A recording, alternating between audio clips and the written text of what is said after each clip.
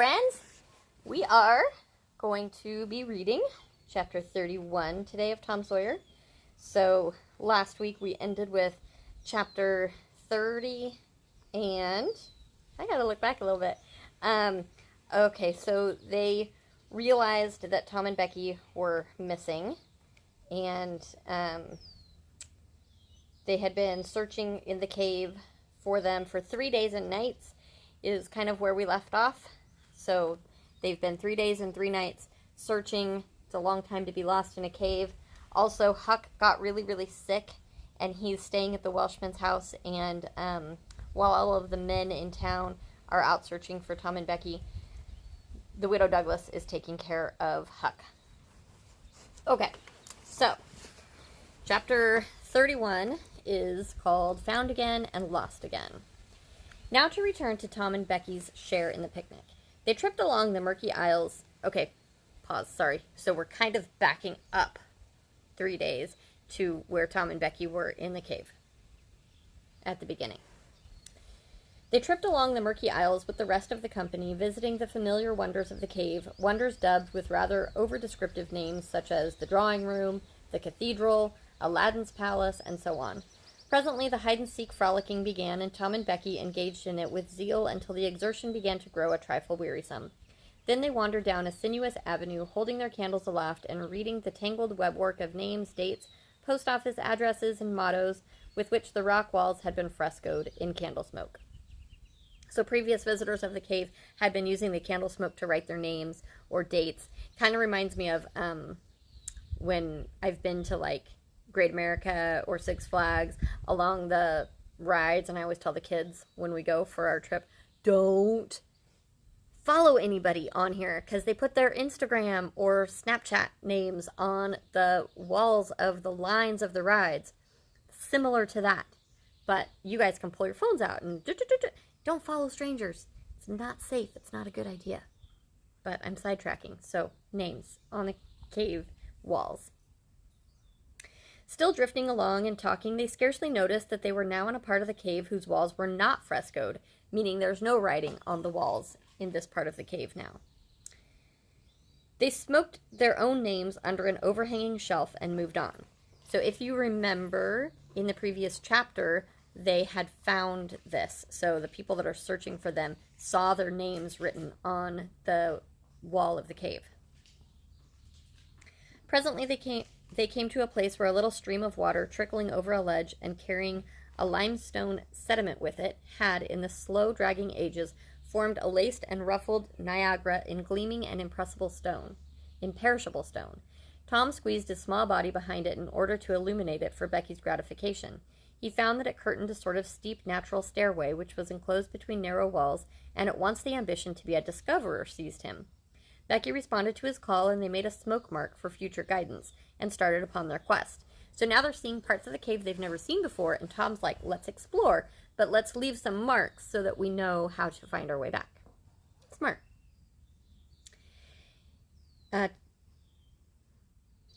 Sorry, then I got lost. They wound this way and that far down into the secret depths of the cave, made another mark, and branched off in search of novelties to tell the upper world about.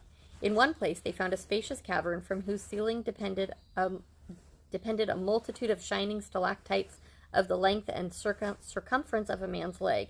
They walked about it, wondering and admiring, and presently left it by one of the numerous passages that opened into it. This shortly brought them to a bewitching spring, whose basin was encrusted with a frostwork of glittering crystals. It was in the midst of a cavern whose walls were supported by many fantastic pillars which had been formed by the joining of great stalactites and stalagmites together, the result of the ceaseless water drip of centuries.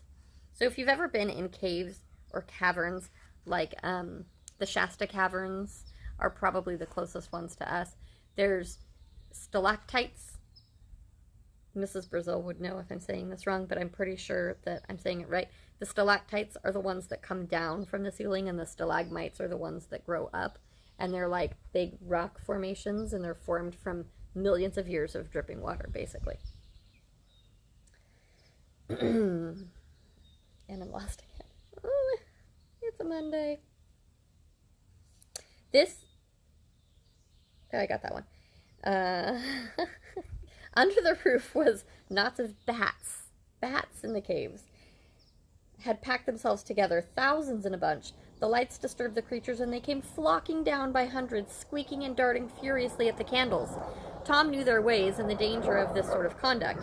He seized Becky's hand and hurried her into the first corridor that offered, and none too soon, for a bat struck Becky's light out with its wing while she was passing out of the cavern. So the bats that were in the ceiling are coming down, flying at them. They're attracted to the light, kind of, but they're not really going to hurt them, because if you remember from Shady Creek, bats eat bugs. They don't eat people, right? So the bats are not really like out to hurt them, but they're disturbed by the light. So now one of their candles is out. The bats chased the children a good distance, but the fugitives plunged into every new passage that offered, and at last got rid of the perilous things. Tom found a subterranean lake shortly, which stretched its dim length away until its shape was lost in the shadows. He wanted to explore its borders, but concluded that it would be best to sit down and rest a while. Now, for the first time, the deep stillness of the place laid a clammy hand upon the spirits of the children. So remember, they were marking with smoke the passages that they were taking so they could find their way back. But when the bats started chasing them, they stopped doing that. So they just started running up and down different passages trying to get away from the bats. And now they have no marks to guide their way back. And they're noticing that it's very still. There's no sounds. They're not hearing anybody else. Becky said, "Why, I didn't notice, but it seems ever so long since I heard any of the others. Come to think, Becky, we are way down below them, and I don't know how far away north or south or east or whichever it is. We couldn't hear them here." Becky grew apprehensive. "I wonder how long we've been down here, Tom. We better start back." "Yes, I reckon we better. Perhaps we better. Can you find the way, Tom? It's all a mixed-up crookedness to me." "I reckon I could find it." "But then the bats. If they put both our candles out, it will be an awful fix. Let's try some other way so as not to go through there." "Well, but I hope we won't get lost. It would be so awful." And the girl shuddered at the thought of the dreadful possibilities. They started through a corridor and traversed it in silence a long way, glancing at each new opening to see if there was anything familiar about the look of it. But they were all strange. Every time Tom made an examination, Becky would watch his face for an encouraging sign, and he would say cheerily, "Oh, it's all right. This ain't the one, but we'll come to it right away." So he's trying to be very positive and optimistic the whole time. But he felt less and less hopeful with each failure, and presently began to turn off into diverging avenues at sheer random in desperate hope of finding the one that was wanted.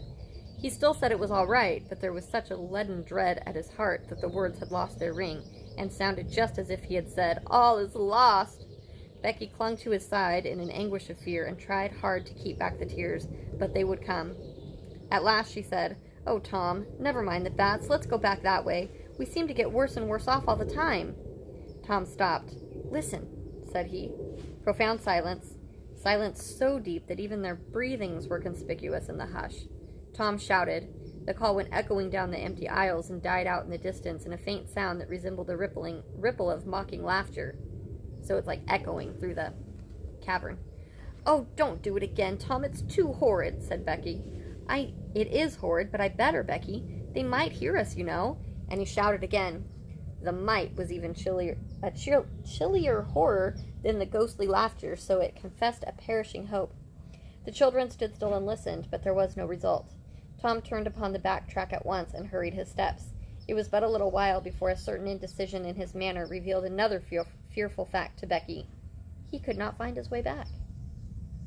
"Oh, Tom, you didn't make any marks." "Becky, I was such a fool. Such a fool. I never thought we might want to come back. No, I can't find the way. It's all mixed up." Tom, we're lost. We're lost. We never can get out of this awful place. Oh, why did we ever leave the others?" She sank to the ground and burst into such a frenzy of crying that Tom was appalled with the idea that she might die, or lose her reason, meaning go crazy. He sat down by her and put his arms around her. She buried her face in his bosom. She clung to him. She poured out her terrors, her unavailing regrets, and the far echoes turned them all to jeering laughter. Tom begged her to pluck up hope again, and she said she could not. He fell to blaming and abusing himself for getting her into this miserable situation. This had a better effect. She said she would try to hope again. She would try to get up and follow wherever he might lead, if only he would not talk like that, for he was no more to blame than she said. So they moved on again, aimlessly, simply at random. All they could do was to keep moving. For a little while, hope made a show of reviving, not with any reason to back it, but only because it is its nature to revive when the spring has not been taken out of it by age and familiarity with failure. So they're like kind of in waves with their emotions, like hopeful, not hopeful, but they're overall still hopeful. Because that's our human nature, is to be hopeful that we're going to make it out of situations like this. By and by, Tom took Becky's candle and blew it out. This economy meant so much. Words were not needed. Becky understood, and her hope died again. She knew that Tom had a whole candle and 3 or 4 pieces in his pockets, yet he must economize, so he doesn't want to waste them, basically. By and by, fatigue began to assert its claims. The children tried to pay no attention, for it was dreadful to think of sitting down when time was grown to be so precious. Moving in some direction, in any direction, was at least progress, and might bear fruit. But to sit down was to invite death and shorten its pursuit. At last, Becky's frail limbs refused to carry her farther. She sat down. Tom rested with her, and they talked of home and friends there, and the comfortable bed, and above all, the light. Becky cried, and Tom tried to think of some way of comforting her, but all his encouragements were grown threadbare with use and sounded like sarcasms. Fatigue bore so heavily upon Becky that she drowsed off to sleep. Tom was grateful. He sat looking into her drawn face and saw it grow smooth and natural under the influence of pleasant dreams, and by a smile dawned and rested there. The peaceful face reflected somewhat of peace and healing into his own spirit, and his thoughts wandered away to bygone times and dreamy memories. While he was deep in his musings, Becky woke up with a breezy little laugh, but it was stricken dead upon her lips, and a groan followed it. "Oh, how could I sleep? I wish I never had walked. No, I don't, Tom. Don't look so. I won't say it again." So she's regretting that she slept, but she's a little bit in that sentence, "I wish I never had walked," regretting her mobility or even being alive. So then she quickly realizes that what she said isn't really appropriate and apologizes for it. "I'm glad you've slept, Becky. You'll feel rested now, and we'll find the way out." "We can try, Tom, but I've seen such a beautiful country in my dream. I reckon we are going there." So she thinks that she's dreamed maybe of heaven or some kind of afterlife, and that's where she thinks. Kind of like her mom, if you remember in the chapters before, her mom pretty much already gave up hope when they found the ribbon and said, "This is the last thing of Becky I'll ever have." So she's a little bit in despair like that. Maybe not. Cheer up, Becky, and let's go on trying." They rose up and wandered along hand in hand and hopeless. They tried to estimate how long they had been in the cave, but all they knew was that it seemed days and weeks, and yet it was plain that this could not be, for their candles were not gone yet. A long time after this, they could not tell how long, Tom said they must go softly and listen for dripping water. They must find a spring. They found one presently, and Tom said it was time to rest again. Both were cruelly tired, yet Becky said she thought she could go on a little farther. She was surprised to hear Tom dissent. She could not understand it. They sat down, and Tom fastened his candle to the wall in front of them with some clay. Nothing was said for some time. Then Becky spoke. "Tom, I am so hungry." Tom took something out of his pocket. "Do you remember this?" said he. Becky almost smiled. "It's our wedding cake, Tom." "Yes, I wish it was big as a barrel, for it's all we've got. I saved it from the picnic for us to dream on, Tom, the way grown-up people do with wedding cake. But it'll be our—" She dropped the sentence where it was. Tom divided the cake, and Becky ate with good appetite while Tom nibbled at his moiety. There was abundance of cold water to finish the feast with. By and by, Becky suggested that they move on again. By the way, she was going to say, "It'll be our last meal," because she's given up all hope. Tom was silent a moment. Then he said, "Becky, can you bear it if I tell you something?" Becky's face paled, but she thought she could. "Well then, Becky, we must stay here, where there's water to drink. That little piece is our last candle." Becky gave loose to tears and wailings. Tom did what he could to comfort her, but with little effect. At length, Becky said, "Tom." "Well, Becky?" "They'll miss us and hunt for us." "Yes, they will. Certainly they will." "Maybe they're hunting for us now, Tom." "Why, I reckon maybe they are. I hope they are." "When would they miss us, Tom?" "When they get back to the boat, I reckon." "Tom, it might be dark then. Would they notice we hadn't come? I don't know. But anyway, your mother would miss you as soon as they got home. But would she? Do you remember what Becky was supposed to do? She was not supposed to go home that night. So are they going to miss her when they all get back to town? Or Tom? No, they're not, because Becky was told to spend the night at the Harper's house, and Tom often doesn't come home. So, and we already know from what we've already read that they didn't notice that they were missing until after church the next day. A frightened look in Becky's face brought Tom to his senses, and he saw that he had made a blunder. Becky was not to have gone home that night. The children became silent and thoughtful. In a moment, a new burst of grief from Becky showed Tom that the thing in his mind had struck hers also, that the Sabbath morning might be half spent before Mrs. Thatcher discovered that Becky was not at Mrs. Harper's. The children fastened their eyes upon their bit of candle and watched it melt slowly and pitilessly away, saw the half-inch of wick stand alone at last, saw the feeble flames rise and fall, climb the thin column of smoke, linger at its top a moment, and then the horror of utter darkness reigned. That was their last candle, and it's out, so now they're just in complete darkness. How long afterward it was that Becky came to a slow consciousness that she was crying in Tom's arms, neither could tell. All that they knew was that after what seemed a mighty stretch of time, both awoke out of a dead stupor of sleep and resumed their miseries once more. Tom said it might be Sunday now, maybe Monday. He tried to get Becky to talk, but her sorrows were too oppressive. All her hopes were gone. Tom said that they must have been missed long ago, and no doubt the search was going on. He would shout, and maybe someone would come. He tried it, but in the darkness the distant echo sounded so hideous that he tried it no more. The hours wasted away, and hunger came to torment the captives again. A portion of Tom's half of the cake was left. They divided and ate it, but they seemed hungrier than before. The poor morsel of food only whetted desire. By and by Tom said, "Shh! Did you hear that?" Both held their breath and listened. There was a sound like the faintest far-off shout. Instantly Tom answered it, and leading Becky by the hand started groping down the corridor in its direction. Presently he listened again. Again the sound was heard, and apparently a little nearer. "It's them," said Tom. "They're coming! Come along, Becky, we're all right now." The joy of the prisoners was almost overwhelming. Their speed was slow, however, because pitfalls were somewhat common and had to be guarded against. They shortly came to one and had to stop. It might be 3 feet deep, it might be 100. There was no passing it at any rate. Tom got down on his breast and reached as far down as he could. No bottom. So as they're walking through these corridors, sometimes there's holes. And they have no light anymore because their candles are out. So as they get to a hole, they don't know how deep that hole is. And it's possible that they could fall to their death because they could be 100 feet deep. So Tom laid down to reach down in the hole, but he can't feel a bottom. So he knows that it's pretty deep. They must stay there and wait till the searchers came. They listened. Evidently the distant shoutings were growing more distant. A moment or two more and they had gone altogether. The heart-sinking misery of it. Tom whooped until he was hoarse, but it was of no use. He talked hopefully to Becky, but an age of anxious waiting passed, and no sounds came again. The children groped their way back to the spring. The weary time dragged on. They slept again and woke famished and woe-stricken. Tom believed it must be Tuesday by this time. Now an idea struck him. There were some side passages near at hand. It would be better to explore some of these than bear the weight of the heavy time and idleness.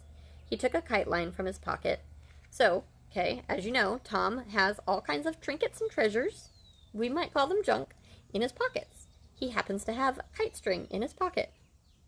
You never know what you're going to need in a situation like this. Good thing he had kite string. He took a kite line from his pocket, tied it to a projection, and he and Becky started. So a projection like one of those stalactites coming down, or stalagmite coming up, whatever. A rocky outcropping in the cave. He tied it on, and they went down a passage. Tom in the lead, unwinding the kite line as he groped along. So now he's being very smart about it, because they will have a way back at least into this room where they have fresh water. At the end of 20 steps, the corridor ended in a jumping-off place. Tom got down on his knees and felt below, and then as far as around the corner as he could reach with his hands, conveniently. He made an effort to stretch yet a little farther to the right, and at that moment, not 20 yards away, a human hand holding a candle appeared from behind a rock. Tom lifted up a glorious shout, and instantly the hand was followed by the body it belonged to, Injun Joe's. Bum, bum, bum. Tom was paralyzed. He could not move. He was vastly gratified the next moment to see the Spaniard take to his heels and get himself out of sight. Tom wondered that Joe had not recognized his voice and came over and killed him for testifying in court, but the echoes must have disguised the voice. Without doubt, that was it, he reasoned. Tom's fright weakened every muscle in his body. He said to himself that if he had enough strength to get back to the spring, he would stay there, and nothing should tempt him to run the risk of meeting Injun Joe again. He was careful to keep from Becky what it was he had seen. He told her he had only shouted for luck. So Injun Joe is in the cave. You might have a guess as to why maybe Injun Joe's in the cave, but when he heard Tom yell, he ran, because he is on the run, right? The law is after him. He doesn't know who's shouting in the cave. He just thinks, oh no, somebody else is here, and he took off running. But hunger and wretchedness rise superior to fears in the long run. Another tedious wait at the spring and another long sleep brought changes.